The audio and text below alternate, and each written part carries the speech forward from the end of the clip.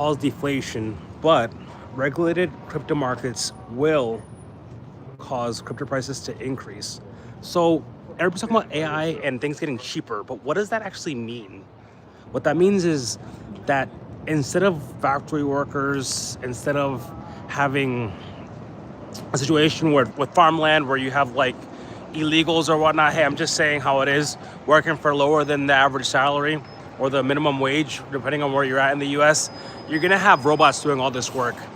And what that leads to is more production because they can work 24/7 and not get tired and not get sick. You don't have to pay out these benefits to them, which again, listen, it hurts the economies because now you have a situation where a lot of people are gonna have less work. But you're also gonna see a situation, potentially, none of what I say is financial advice, do your own research, potentially, you're gonna see prices for food, housing, because even construction, right? Don't get it twisted. In the next few years, once we have humanoid robots out there, they're already out there in the factories, which is not safe for human to human contact in an everyday setting. But once you have even robots, working as construction workers, to the point where developers just buy the robots, they no longer have to employ people. You're gonna see new housing, obviously, get cheaper, and even the supply chain as well, right? You have to get all these materials. They have to get, like, for example, nickel refineries that I work with as well. For now, they're gonna need employees, but at some point, they're gonna have the nickel that's being refined, that's being put into car parts, into housing. That's gonna be refined by robots too. So again, you might see a situation, maybe, people are talking about this in the news, but from my perspective, where generally speaking, we see a deflation, which means that instead of things getting more expensive, the dollar losing value, the dollar actually goes up in value. And a lot of people say, hey, if the dollar is going up in value and there's deflation, doesn't that mean that the cryptocurrency and asset prices are gonna go down in price? Not necessarily. What we see with regulated markets, even when in times of deflation, is that prices stay stagnant. For example, for gold commodities, they stay stagnant. An ounce of gold bought you the same thing it bought you 1,000 years ago in the Roman Empire. I always say this, 20 years ago, 100 years ago, look at any time in history. You see, buy the same material with the same clothing, the same exact house doesn't go up in value with regards to the US dollar. It goes up in, it doesn't go up in value with regards to commodities, gold, regulated markets. It goes up with the US dollar. And what does the Clarity Act do? Hi for everybody coming in. Don't forget to like, share, subscribe. Sharing and liking is free in this video, and it helps send a message. It might change somebody's life. You never know. What the Clarity Act is aiming to do, especially with the Agricultural Committee, is it's aiming to say that most cryptocurrencies, which in my opinion is correct, are commodities. So if commodity values do not fluctuate with the economy, what does that mean? That they fluctuate, they stay stagnant despite the US dollar going up and down. So if things are getting cheaper, we're still producing more US dollars, but things are getting cheaper because the supply chain is getting more inexpensive. Construction workers, you don't need workers in factories. Everything is just cheaper.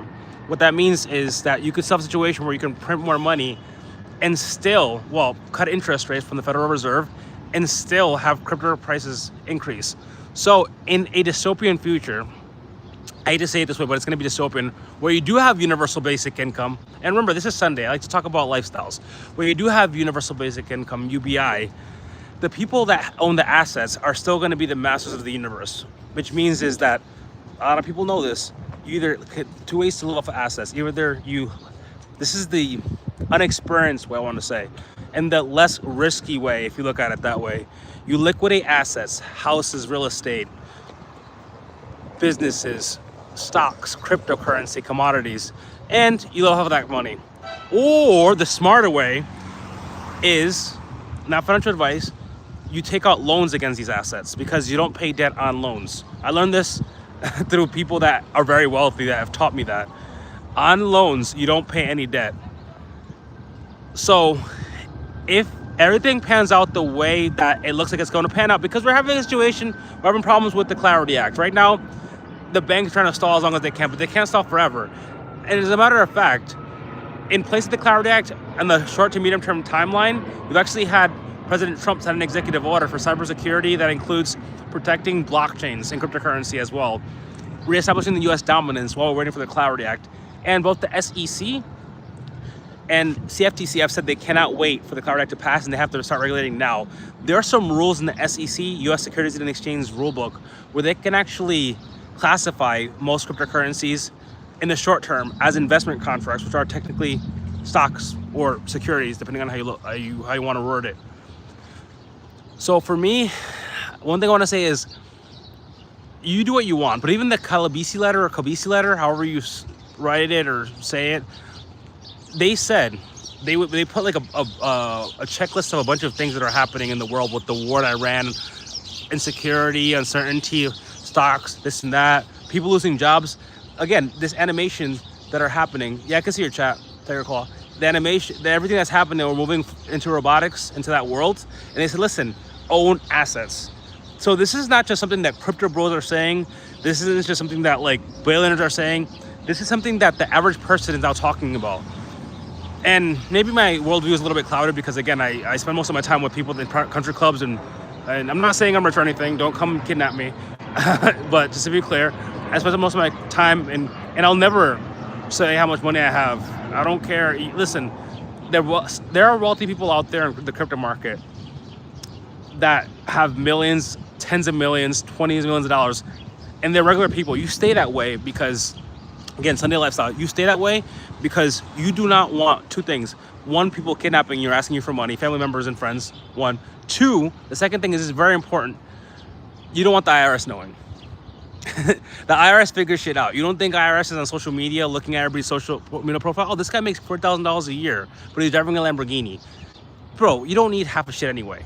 The Winklevoss twins, the Bitcoin brothers, they're worth like 60, 80, whatever, I remember 100, tens of billions of dollars. And guess what they have? They have one truck that was inherited from their grandfather that's like 20 years old.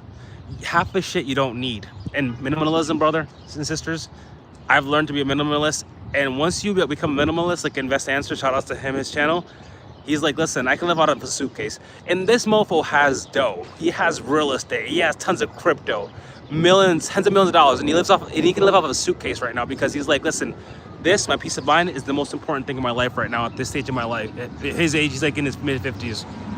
His kids are grown, I think, if he has kids. But we have to understand that if we have a situation where there's deflation in the economy, things are going down in value, right? Let's say a slice of pizza in New York City is $2. Now, it used to be $1 back 10 years ago. And we start to see it go back to $1.75, $1.50, $1. I'm just using it because it's New York City and the dollar slice of pizza is infamous around the world. It is what it is. Then a situation where you also have assets increasing while there's no work, right? You lost your job, but you have tons of assets. You are now king of the jungle in that kind of a planet, as long as you know how to budget and you don't spend all your money on frivolous shit.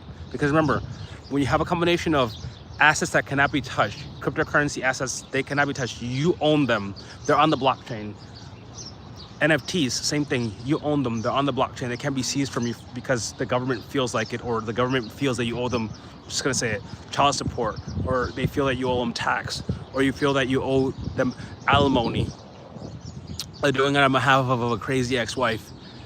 Cryptocurrency is one thing that if it's in your hot wallets, your cold storage wallets, they cannot be seized from you unless they want to put you in prison or kill you. But that's neither here nor there.